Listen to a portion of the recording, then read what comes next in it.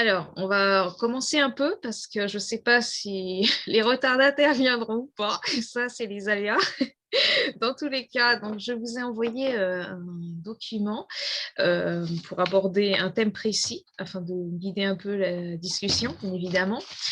Alors, ce thème, comme s'intitule le document, va porter sur les changements climatiques, les modes de vie et de consommation.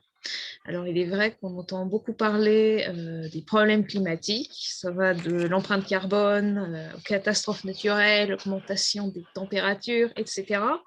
Et il est vrai que ça crée de gros bouleversements sur notre planète, dans notre vie aussi, parfois, ça arrive. Et donc, le thème aujourd'hui, c'était pour savoir si, entre ce que les médias nous disent et la réalité, si nous, concrètement, on se rendait compte de ces changements climatiques. Comme je le disais, sommes-nous réellement impactés, mais aussi que faisons-nous au quotidien pour éviter que la situation empire? Alors, vous avez certainement donc le document sous les yeux. Je ne sais pas qui veut commencer. Je ne sais pas si vous avez vu donc l'infographie qui était donc fournie avec le document. Voilà, pour acquérir un peu de vocabulaire de base.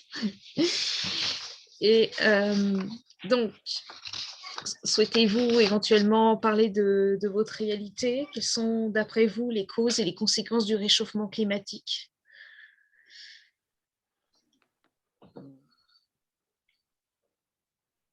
Alors, j'aimerais commencer. Alors, je ne sais pas si je peux commencer. Oui. Oui, vas-y.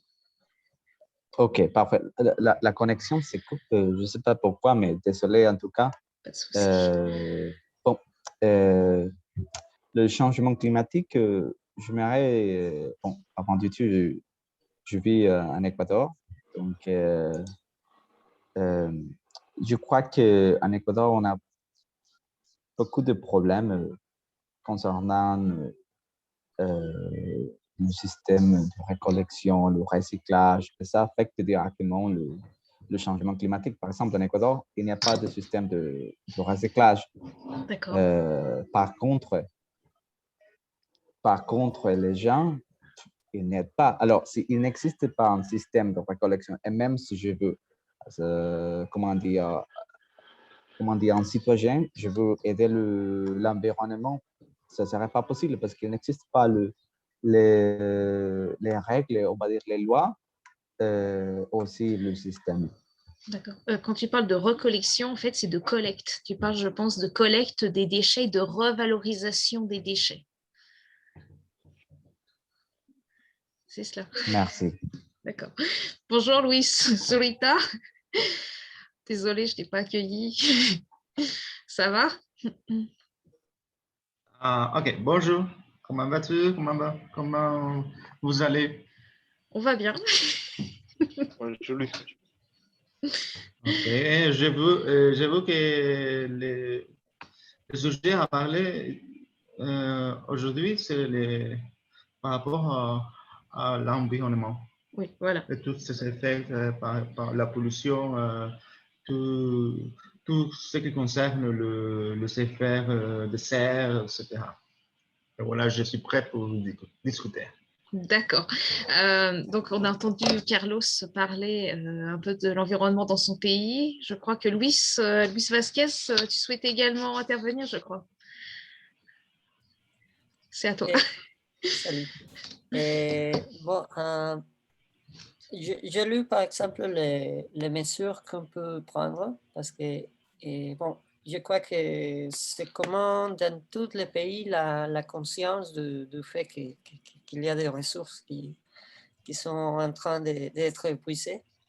Et voilà, j'ai lu la liste et il y a quelques mesures que je prends, bien sûr. Il y a d'autres que non. Et je crois qu'ici au Mexique, l'idée, le public en général, la population est d'accord au fait que c'est pas un mensonge et c'est pas seulement de la manipulation des médias. On croit vraiment qu'on a un changement climatique et on peut le percevoir et il y a eu un changement de température qui est, qui on peut noter, on peut remarquer. D'accord. Et voilà, il y a quelques événements qui sont arrivés qui semblent être la preuve de toutes ces théories. Et par exemple, le fait c'était l'année dernière, je crois, qu'on avait le problème il y avait le sable du Sahara, Oui, et dans le ciel, on pouvait noter, on sentait dans plusieurs États du Mexique, et c'était nuageux, et on sentait quelque chose de bizarre dans l'ambiance et dans l'air, et on a comment dire, et on s'est informé du fait que les sables voyagent et traversent l'Atlantique, et arrivent jusqu'à la côte du Mexique. Et il y a deux autres événements qui nous ont beaucoup attiré l'attention. C'est l'inondation de Tabasco. Tabasco, c'est un État qui est au niveau de la mer et qui est noyé, complètement noyé, et ça arrive chaque 4-5 années. Et par rapport à la situation du sol de Tabasco, mais maintenant, c'est plus souvent et les conséquences sont pires. D'accord. Oui. Oui, pardon, excuse-moi. Juste une intervention, tu m'as dit les terres sont noyées, ça veut dire les terres sont inondées, elles sont recouvertes d'eau. On dit inondées. Oui. Inondées, ah ok. Ah oui, c'est vrai. Pas de souci. Et oui, et la troisième, c'était bien sûr le changement de la température. Et partout, on est d'accord qu'avant, quelques années avant, il n'y avait pas autant de chaud. La chaleur a augmenté. Oui, et bon, voilà. C'est quelque chose qu'on peut observer et qui inquiète un peu. D'accord. Quelqu'un d'autre va intervenir, je ne sais pas. Edgar, peut-être, pour nous parler un peu de l'évolution de la situation au Pérou, les situations environnementales. Oui, bien sûr. J'aimerais parler de la situation de problème climatique ici. J'habite à Lima, c'est une ville très grande, et nous avons un problème grave d'élimination de déchets. D'accord. Surtout le problème de recyclage. Le recyclage est presque nul, surtout dans l'arrondissement, dans les banlieues de la ville. Et je pense qu'au-delà des questions de recyclage, on peut devenir plus responsable avec l'écologie. Les problèmes ambientaux. Je pense que nous devons changer la consommation des produits, notre style de vie, notre mode de consommation. Je pense que c'est ça le problème principal de le changement climatique. Non? On utilise beaucoup de choses de plastique, non? Mais il y a un problème de déchets, d'avoir un recyclage de ces produits. J'aimerais raconter que il y a quelques jours, je regardais un programme français, un reportage de la France, qui disait sur le scandale de plastique, parce qu'en France, il y a une culture de recyclage plus grande que dans l'Amérique latine. Mais il y a le scandale était parce que tout le plastique qui vient de recyclage était utilisé seulement le 50%, Mhm. et aussi était plus cher que le plastique nouveau. Mhm. Et alors, Original, oui. Mhm. et bon, je pense qu'ici au Pérou, et dans l'Amérique latine, c'est ça un problème aussi. Mhm. Les fabriques, les usines utilisent le plastique nouveau parce que c'est moins cher que le plastique ou les déchets qui viennent de recyclage. Mhm. Alors, jamais. On t'entend pas bien, Edgar. On t'a Dire perdu. que, Mhm. bon, surtout avec notre consommation. D'accord. Voilà. Donc, à l'heure actuelle, il y a une collecte des déchets, mais il n'y a pas de filière de traitement. Donc, si j'ai bien compris, à l'heure actuelle, tous les déchets sont entassés dans on va dire, des décharges à ciel ouvert, ce qui suppose bien évidemment une contamination et des problèmes sanitaires assez importants. Exactement. D'accord. Bien, merci. Luis, Zolita, tu voulais intervenir? Oui, oui. Ah, bien sûr. De nos part, ici en Bolivie, il existe quelques mesures par rapport des quelques mesures pour lutter contre la pollution. Et il y a de même un ministère de l'Environnement, mais je crois, à mon avis, je crois que c'est une commune façade parce que les mesures qu'ils réalisent, euh, euh, ça, ça, ça, rien, ça ne sert à rien. Ça ne sert à rien. Ça sert à rien. Mais voilà. Et il y a quelques mesures pour lutter contre les pollutions, comme j'avais dit, mais voilà, ils sont comme ça. Je peux raconter l'autre. Par exemple, ici en Bolivie, 12 ans, il y a 12 ans, le gouvernement allait construire et le gouvernement il allait construire la route qui traverse Traverse. qui traverse une zone protégée. D'accord. Mais voilà, la zone protégée ça s'appelle le Tipnis. C'est une zone indigène. Et oui, voilà. Mais voilà, Des problèmes de son, des gros problèmes de son. c'est le gens ici, le petit. Oui, tu me comprends? Pas vraiment, malheureusement. On n'a pas vraiment compris. En tout cas, moi, de mon côté, je t'ai pas très bien entendu parce que le son n'arrête pas de couper. La connexion est très mauvaise, désolée. Oui, oui.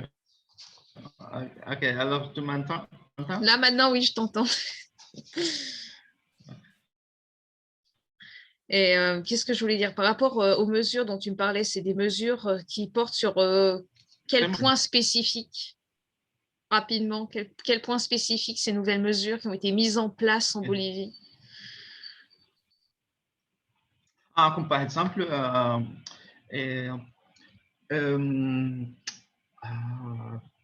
bon, par exemple, les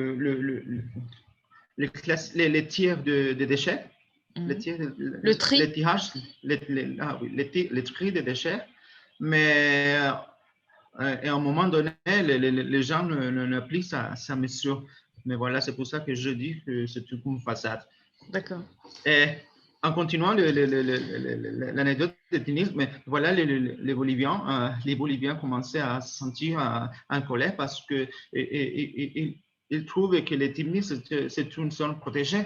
Et voilà, il y a quelques problèmes avec les gouvernements.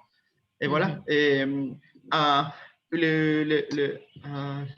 les effets du changement climatique en Bolivie, il y a, par exemple, il y a dans l'est de la Bolivie, il y a des inondations, mais par contre, dans l'ouest de la Bolivie, sur l'altiplano, et le cycle de la sécheresse est très marqué. Mais voilà, c'est pour ça que le lac Popo est sèche, Et sec. est complètement séché. Ah oui, d'accord. Et à sec, d'accord. Un lac, Oui. le lac, c'est un nom masculin, et sec, donc alors il est complètement asséché, mieux dit. Ah. Pas de souci. Pas de souci. Et, donc, toi, Carlos, au niveau de ton pays, l'Équateur, est-ce qu'il y a des phénomènes climatiques qui démontrent que la Terre, la planète devient folle? Tout à fait. Cet hiver, ça se passe terrible ici en Équateur. Cet hiver, je ne sais pas, je sais de dire que c'est à cause du changement climatique, est très, très, très terrible en comparaison à des autres hivers. Il y a des inondations partout et il y a même comment dire, lightning, relámpagos. Ah, des éclairs? Comment dire cela? Des éclairs. Des éclairs terribles. Et donc, ça me rend à l'esprit que c'est à cause du changement climatique parce que ça s'est passé avant ici en Équateur. Ça n'arrivait pas Ouais. avant. D'accord. Et sinon, la température, elle augmente chez vous aussi? Bon, la température, ça c'est toujours en Équateur, je pourrais dire, au moins la région où j'habite, c'est toujours comme l'enfer, honnêtement, toujours l'enfer. Mais je crois que à cause du changement climatique, c'est pas seulement la température, mais le soleil c'est rendu, comment dire, dangereux. Ah oui, les radiations du soleil sont plus dangereuses. Ah oui, d'accord. Elles sont plus intenses. Exactement. D'accord. Oui, c'est vrai qu'en France, c'était cette année, on a eu, enfin l'été dernier, puisque maintenant là, on est au printemps, mais l'été dernier, donc, de l'année dernière, c'est vrai qu'on a eu un été incroyable parce qu'on a frôlé les 50 degrés. Chose exceptionnelle ici. En général, on va dire 40 maximum, ça arrive. 50, c'était extrême cette année. Et sinon, de manière générale, en France, il est vrai qu'on connaît forcément les aléas climatiques, des inondations forcément, et y compris ici dans les Alpes, des tempêtes. On a eu un ouragan il y a 2 ans maintenant, à plus de 100 km/h, ce qui a fait énormément de dégâts. Et on nous promet que des plus violents vont arriver. Donc, on va se cacher, je crois. Et en fait, à propos de sujet-là, de la question, je me rappelle que maintenant, bon, je ne sais pas si vous connaissez l'Équateur, Luis, Vasquez, Zurita et Edgar, mais dans l'Équateur, il y a 3 régions, ok? Il y a la Costa, Sierra, l'Amazonie, ok? Donc, on a seulement 2 saisons. On a l'hiver, que pour nous, l'hiver, c'est quand il pleut, ok? Quand il y a de la pluie. Et il y a comment dire, verano? L'été, el verano, l'été. L'été et l'hiver. Bon, c'est simple. L'été, ici en Équateur, quand les personnes entendent été, c'est du soleil, il n'y a pas de pluie. Et l'hiver, par contre, parce que si on dit l'hiver en France, ça serait de la neige. Bon, on n'a pas de neige. OK? Donc, la chose, je crois que la plus intéressante, c'est que maintenant, dans certaines régions, dans certaines locations de la Sierra, ça commence à avoir de neige. Ah oui. Oui. Oui, ça commence à avoir de neige. Donc, ça, c'est très, très, très bizarre. D'accord. Alors, il va falloir que vous vous mettiez au sport d'hiver en Équateur, alors. Ouais.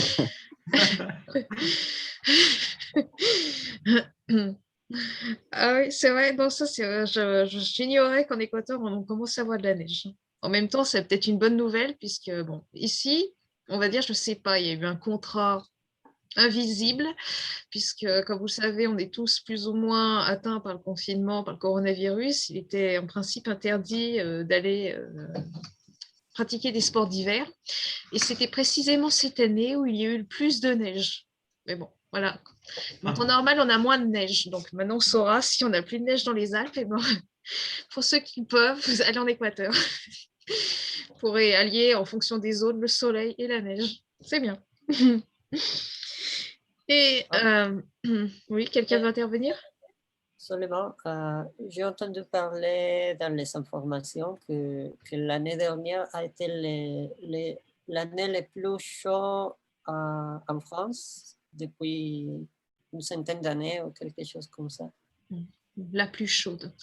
Après, je vais dire que chaque année, ils nous le disent. Chaque année, on nous dit il y a eu plus de sécheresse que l'année dernière, plus de chaleur que l'année dernière. Bon, alors oui, c'est vrai, en tout cas ici dans les Alpes, c'est la première fois qu'on frôlait les 50 degrés. Donc oui, ça a été plus chaud que les autres années. Mais bon, maintenant, en espérant qu'on ne va pas nous annoncer plus chaud encore, parce que nous, on a vraiment ce sentiment de passer, c'est une image, mais bon, du congélateur l'hiver au four l'été. C'est vraiment, et des fois, il n'y a pas vraiment de transition. Donc pas plus chaud, merci. Et donc plus généralement, bon, c'est vrai que vous êtes quand même, on va dire, on est tous ici, on fait partie des jeunes générations, entre guillemets. Donc j'ai l'impression que ce thème de l'environnement, on va dire, vous parle. C'est un thème qui est important pour vous, qui est au cœur de vos préoccupations. Et en fait partie en tout cas. Oui. Mais, je voulais intervenir, s'il vous plaît, Oui. par rapport à ce que dit Carlos. Par exemple, aussi en Bolivie, il existe deux saisons très marquées, l'époque humide et l'époque sèche. Mais voilà, comme par exemple, ici, on rentre à la saison sèche et froide. Mais il faut dire que, bon, par exemple, grâce, entre guillemets, à le changement climatique, on peut dire que les saisons sèches s'est élargie un peu plus que la saison humide. Tu me comprends bien? C'est élargi, est un peu, il y a beaucoup de Dure plus temps. longtemps. Plus longtemps, oui. Voilà. Elle dure plus longtemps. Dure plus longtemps et voilà, et l'agriculture souffre un impact économique très, très marquant. D'accord. Donc, tu veux dire que le réchauffement climatique a un impact conséquent sur l'agriculture. D'accord. Oui. Oui. D'accord. Pas de souci. Quelqu'un d'autre veut réagir? Ou... Non? Si, vas-y. Bon, j'ai deux réflexions. Et la première, c'est que c'est vrai que l'augmentation de l'agriculture a un impact très important par rapport à l'environnement mondial. Et ce que je trouve, c'est que le problème, un des problèmes principaux, c'est qu'on est trop de monde. La population a vraiment augmenté. Et même si on ne prend pas des mesures suffisantes, je crois que si on était moins d'êtres humains dans le globe, dans le monde, sur le globe, oui, sur la planète. et oui, ça serait, le problème serait plus facile à attaquer. Mais le problème, c'est qu'on est trop et on consomme beaucoup de ressources. Et c'est normal parce qu'on est 1000 millions, je crois, plus ou moins, d'êtres humains sur la Terre. Et voilà, c'est quelque chose qui a un impact très important. Et je crois qu'il faudrait envisager une politique ou une discussion très sérieuse par rapport au contrôle de la population mondiale. Parce que je trouve que c'est très important d'avoir plus de conscience de la consommation, mais je crois que ça ne suffira pas dans l'avenir si on continue à augmenter la La population mondiale. population. Oui. Il y a trop de Louise, pression une sur les question pour ressources. toi. Je m'arrive poser Louise une question. Ouais. Est-ce que tu crois qu'il existe de la surpopulation? Et dans le monde, oui. Oui, dans le monde. Et tu ne crois pas que ça a changé à cause de la pandémie? Ah, ça, Plusieurs personnes sont mortes. Oui, malheureusement. oui.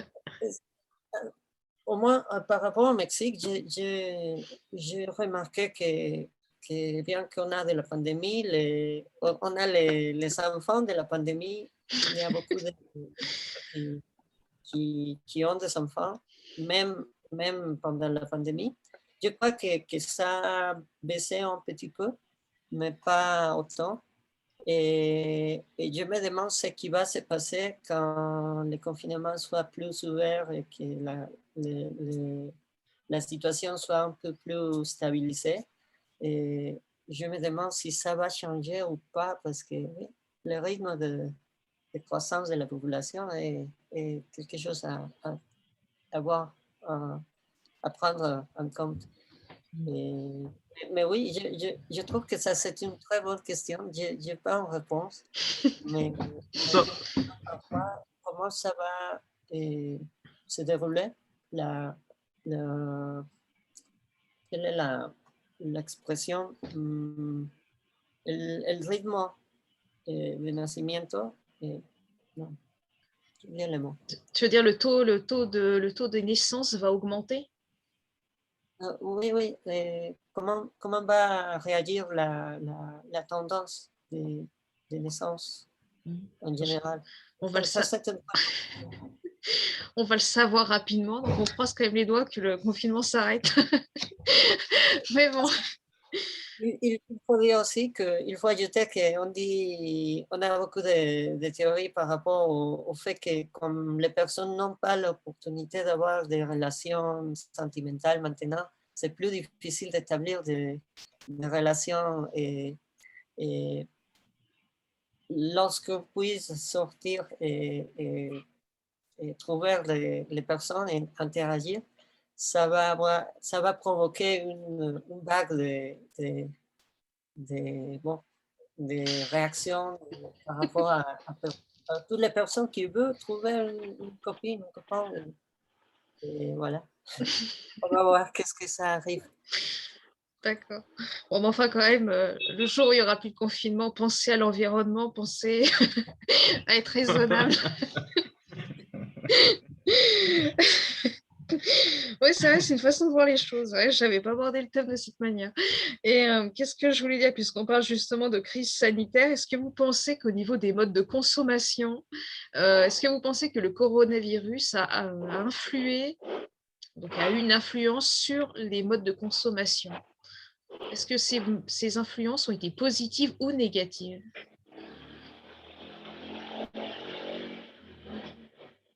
Tu peux Edgar, parler? oui. Oui. Bon, je pense que pour moi, c'est positif. Bon.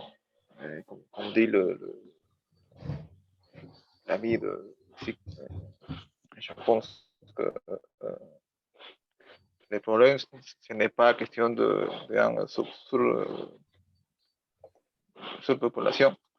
Je pense que le problème, c'est notre mode de consommer, notre style de vie. C'est que c'est un problème, je pense que c'est un problème plus grand et plus complexe. Ce n'est pas une question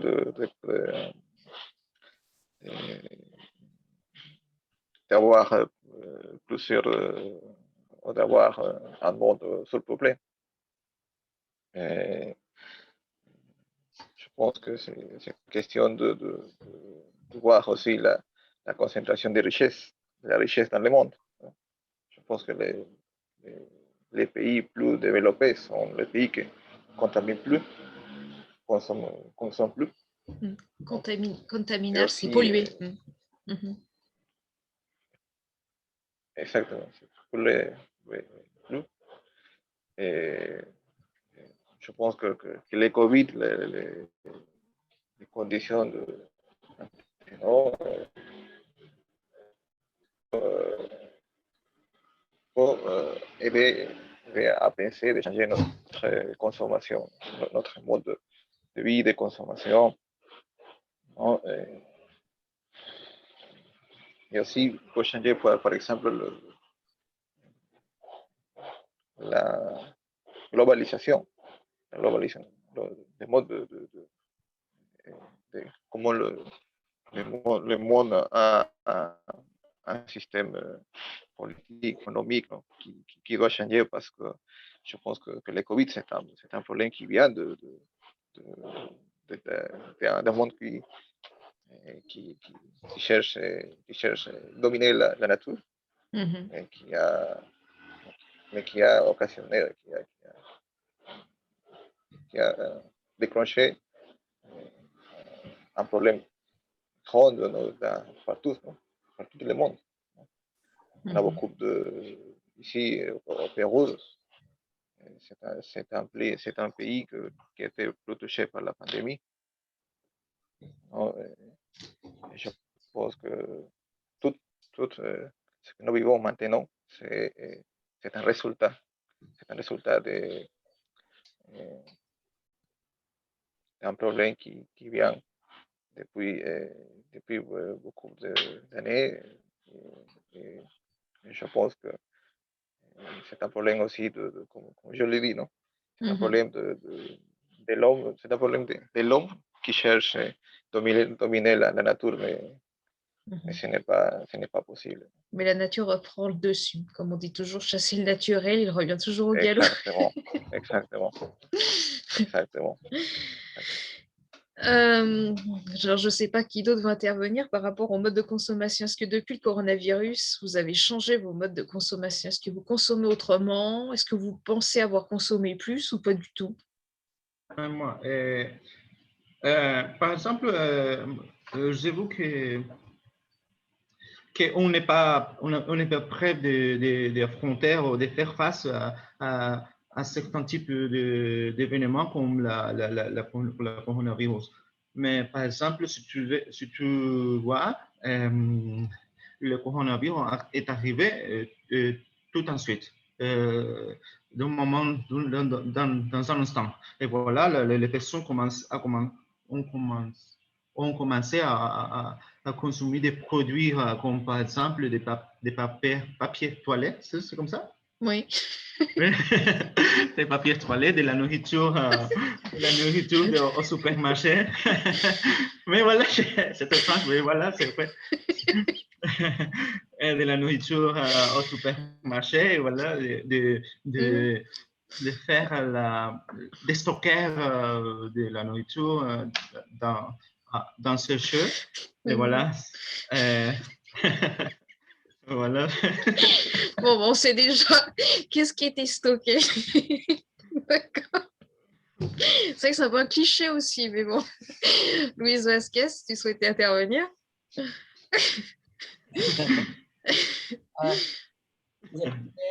voulais dire aussi par rapport à ce que dit Louise.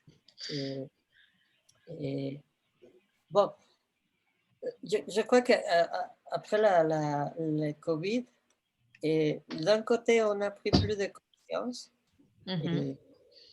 Et par rapport à ce qu'Edgar vient de dire aussi, la connexion et la liaison qui on peut noter, on peut remarquer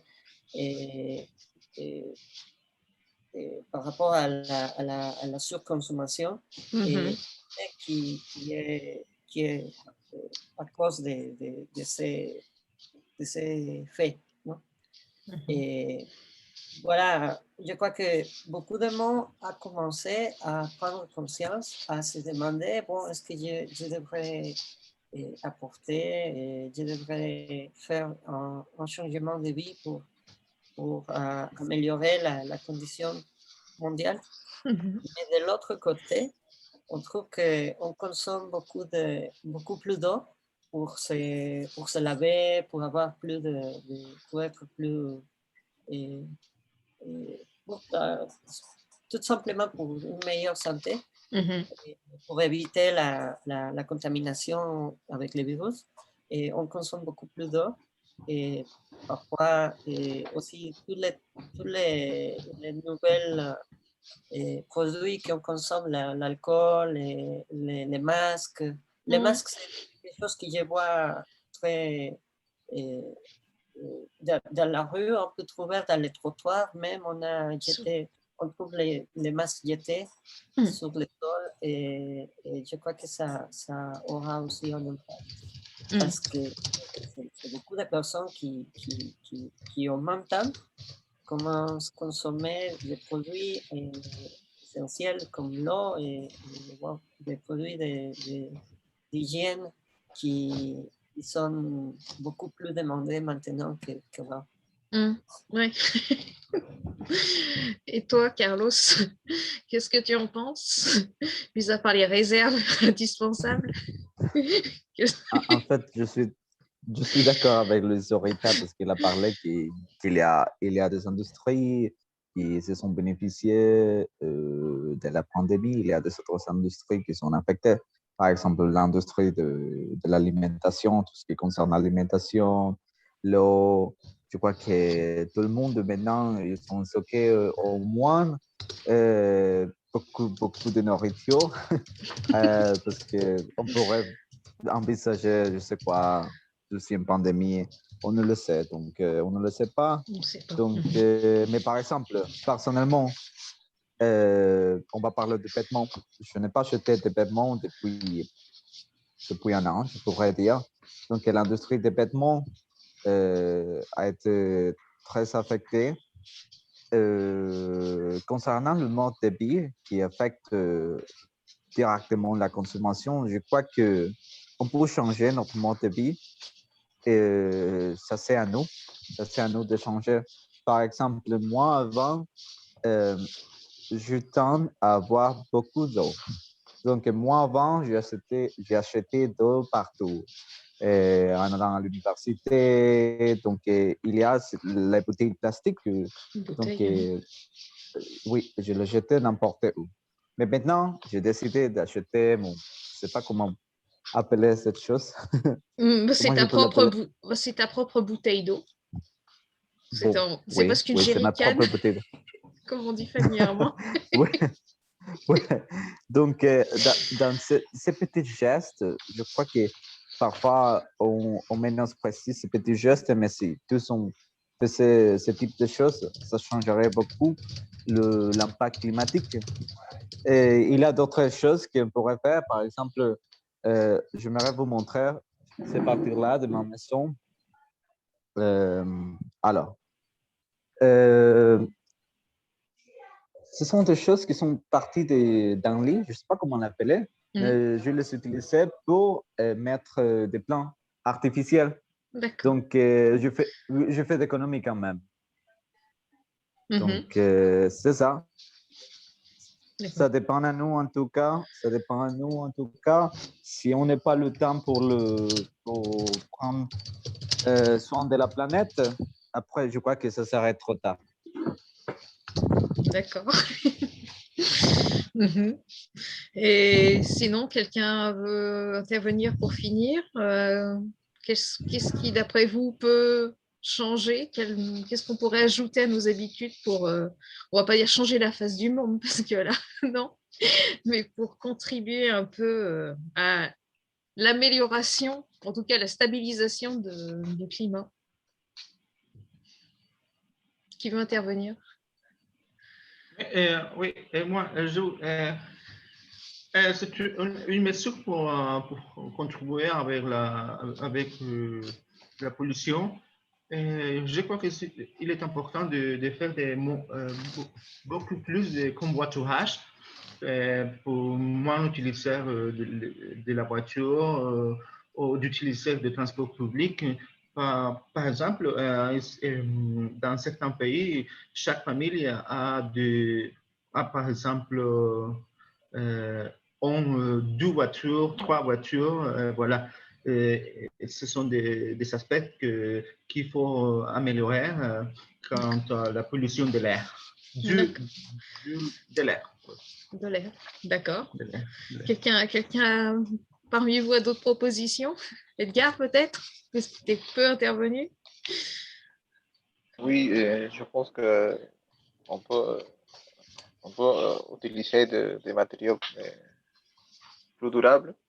Je ne sais pas, par exemple, comme des bouteilles qui peut utiliser plusieurs fois, ou par exemple, je sais pas, utiliser des objets comme on peut dire, vidrio, cristal, Le vidrio, c'est du verre, des objets en verre.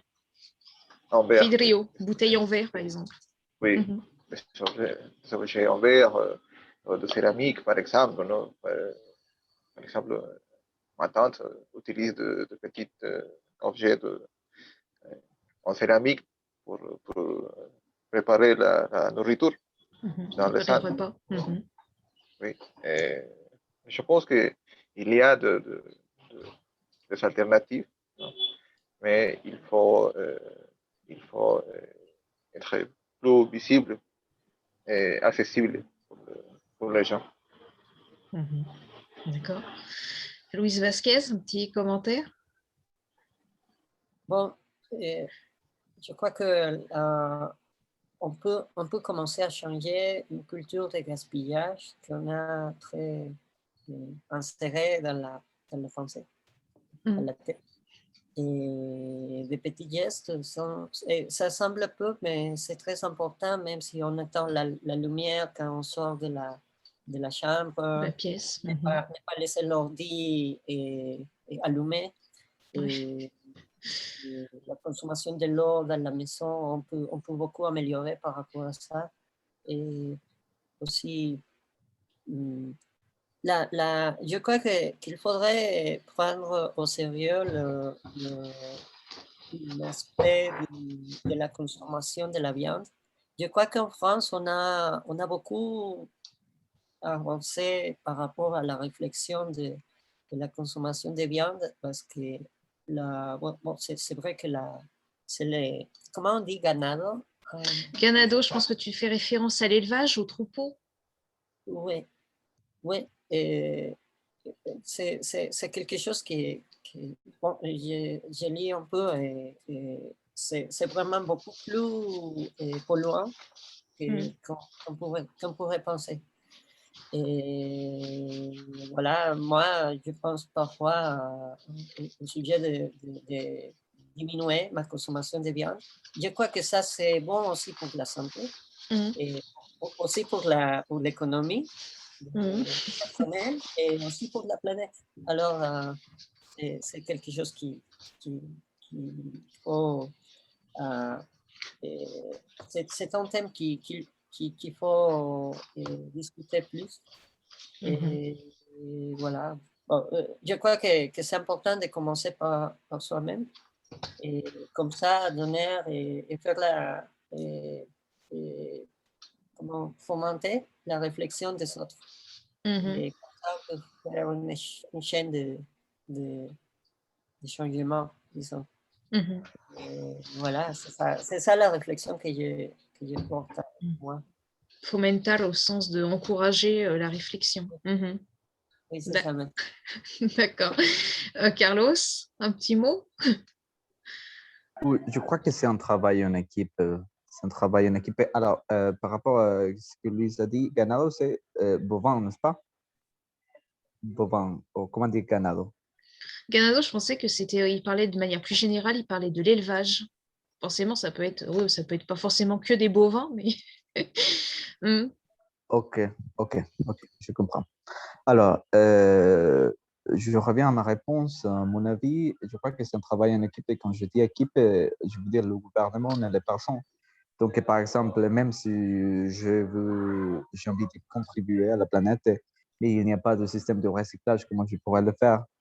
Donc, c'est ça où je crois que le gouvernement a la seule responsabilité de créer les lois parce que ça va impacter notre futur. Et le futur de nos enfants, de notre famille. Et après, commencer la campagne. Et si la campagne, ça ne sert à rien, donc on va commencer les amendes. Les amendes, les contraventions. Parce que oui, c'est un problème qui, ce n'est pas une option, ce n'est pas un mode de vie. Je crois qu'il faut s'inquiéter, sur la planète parce que c'est notre maison, les humains, et on doit prendre, en tout cas, on doit, comment dire, cuidar. Prendre soin. On doit prendre soin, ok, oui. Soin, oui, c'est ça. On doit prendre soin de notre maman, Madre Tierra. Oui, c'est vrai. Ok. Juste une chose, tu me disais, après voilà, je te parle de manière générale, je ne vis pas en Amérique latine, mais ici chez nous, on a le même problème. On a beaucoup trop de déchets. Forcément, on a des filières de recyclage, mais la majorité des déchets restent non traités. Donc, ils sont des déchets. On a par contre une tendance qui s'est développée depuis quelques années, c'est une tendance de valorisation des déchets au sens où on détourne l'usage.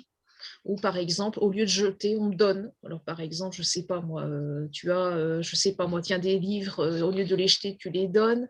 Ou par exemple, je ne sais pas, des vêtements, etc. On essaye de créer des filières de revalorisation. Alors forcément, ça va de soi, on fait référence à des objets qui sont encore utilisables. Après, pour ce qui est vraiment des déchets, par exemple, je ne sais pas, un peu comme, tu sais, des fois les gobelets, certains gobelets ou certains emballages qui ressemblent à des petits gobelets, comme par exemple, je ne sais pas, les yaourts, les compotes. On en détourne l'usage pour des activités avec les enfants, par exemple, ou oui, par exemple, pour faire de la peinture. On essaye à l'heure actuelle, c'est vrai que ça peut paraître un peu ridicule parce que quand on voit la proportion de déchets qu'on génère, même en faisant attention, on essaye de trouver des solutions alternatives pour éviter le gaspillage déjà. Et aussi pour qu'au final, ça coûte moins cher, puisque en France, en tout cas, les déchets, quand ils sont mis à la poubelle, sont payés au poids. Donc, ça signifie que plus tu as des déchets, plus tu vas payer. Donc, l'essentiel, c'est de limiter au maximum. C'est forcément, comment dirait-on, une manière d'inciter les gens à moins gaspiller, c'est vrai, mais en même temps, ça me paraît un peu injuste le fait de sanctionner, on va dire, le citoyen, puisque à la base, les déchets, les emballages, ce n'est pas nous qui les créons. Parfois, on a des suremballages. Par exemple, je ne sais pas, tu sais, il y a des cartons qui entourent les yaourts, etc., des films plastiques et tout. Ce genre de choses, ce n'est pas nous qui le demandons, ce sont les industries. Et malheureusement, je pense que voilà, il y a aussi quelque chose d'important à faire, ce serait de travailler avec les industries pour nous aider justement à avoir moins d'emballage et donc gaspiller moins de ressources de manière plus générale. Mais bon, encore du boulot, je crois. Cécile, une question par Oui. rapport, tu viens de citer les entreprises, les industries. Donc, légalement, il existe un moyen que le gouvernement, on va dire, interdit les entreprises on va dire, un moyen qui force les entreprises de prendre soin de ces déchets.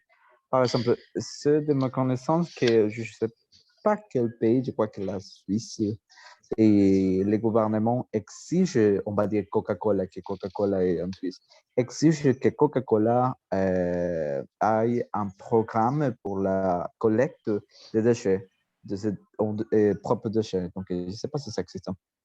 Ça existe, mais on va dire que notre pays est assez, entre guillemets, laxiste, puisque, on va dire, chez nous, il y a des lois, mais c'est plus des encouragements que des lois qui vont sanctionner. Et on va dire, il y a parfois des contrôles, mais bon, souvent, on voit même dans l'actualité au niveau local, il y a des entreprises qui sont concernées, par exemple, par la pollution des eaux. C'est-à-dire, c'est des entreprises et même des sites qu'ils ont abandonnés parce qu'ils ont cessé la production, mais qui continuent à polluer. Donc, ils font des contrôles, mais ils ne sanctionnent pas. Donc, je veux dire par là que, voilà, on a des normes, on a des lois environnementales, on a des choses à respecter, mais concrètement, sur le terrain, c'est pas si évident. C'est elles ne sont pas appliquées, ces lois.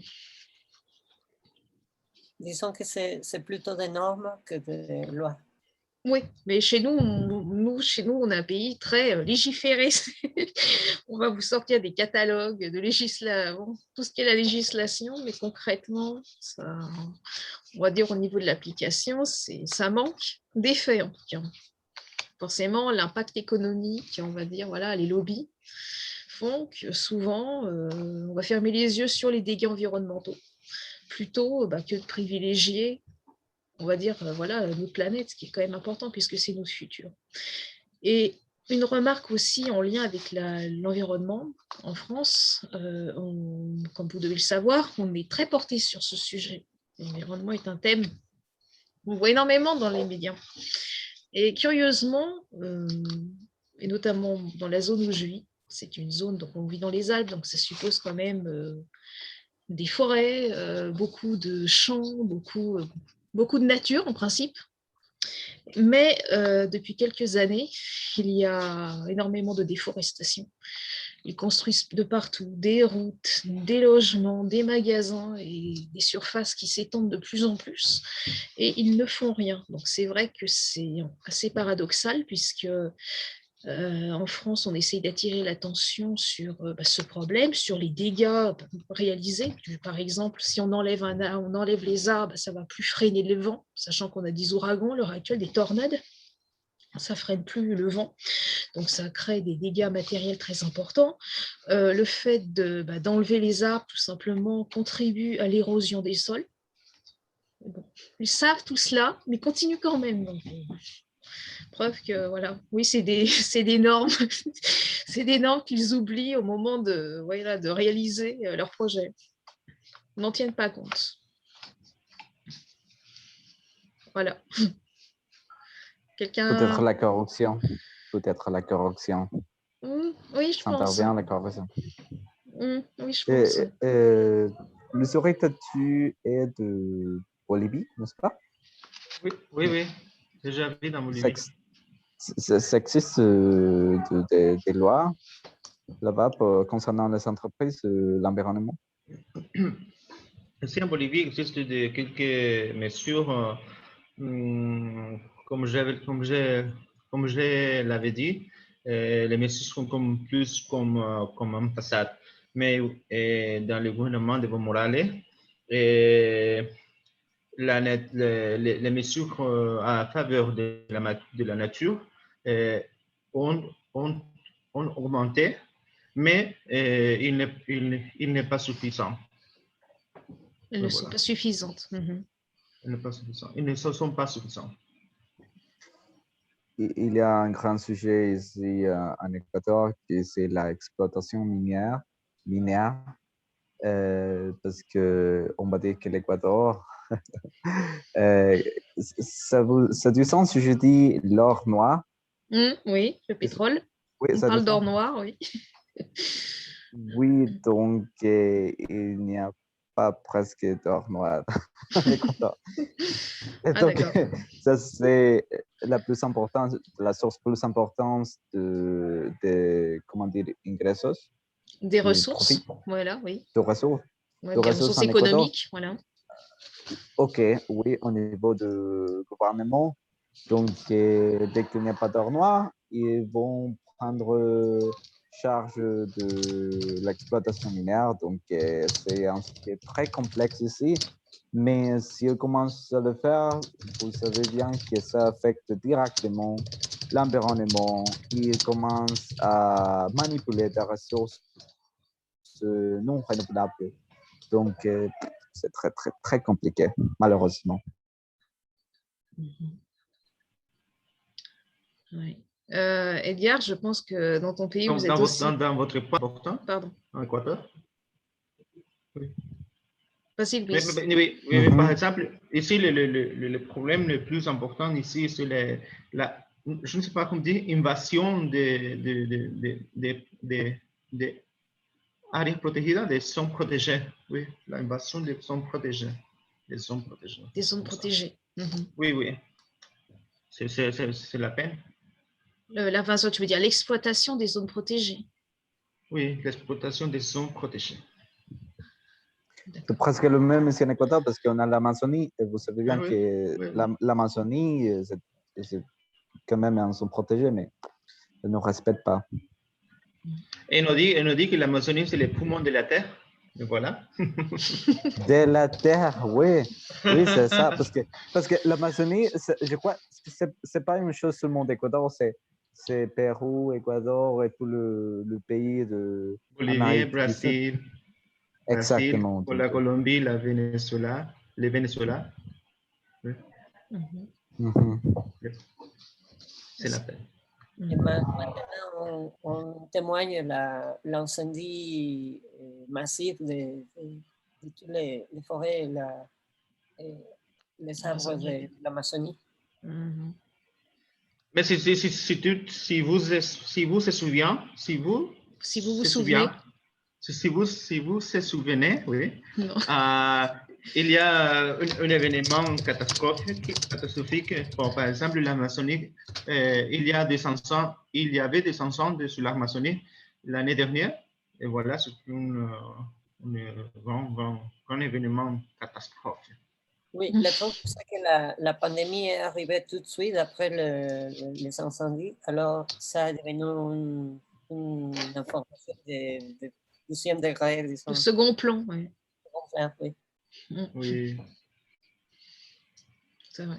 Et toi, Edgar, je sais que ton pays est très, très concerné par les mines, donc je pense que c'est une de vos plus grosses sources de pollution, on va dire.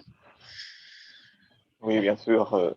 Nous avons les lois contre la pollution, surtout la pollution de l'exploitation minière, mais ils,